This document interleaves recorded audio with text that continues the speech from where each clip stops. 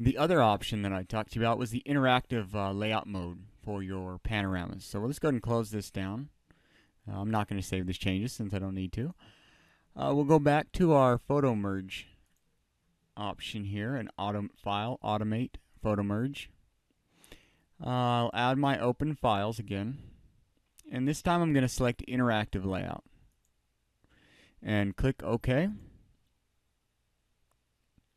and Photoshop will pop up with this enormous window. Okay, resize the window down a bit.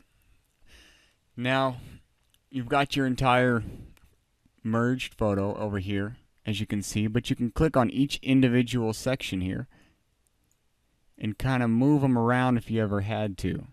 Now you've got this option here, snap to image, which is a good idea to leave checked. It'll allow Photoshop to examine edge detail here and try to snap these images together when you place them. So if you come over here and you see it turns to a transparency, find your edges. We're going to bring it up as close as we can, let go, and you can see it automatically snaps into place. Do the same over here, align the mountains, the contours, snaps into place, and same with this last photograph. So that just lets you do a little bit of fine tuning if Photoshop's not doing it quite right.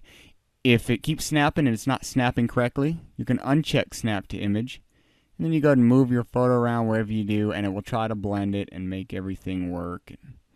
Generally though, the snap to image does a good job. When you apply this filter here, this photo merge filter, let me go ahead and rearrange this. It will now automatically blend the colors and give you the same panoramic image we had before, which you can crop, and you've got your panoramic.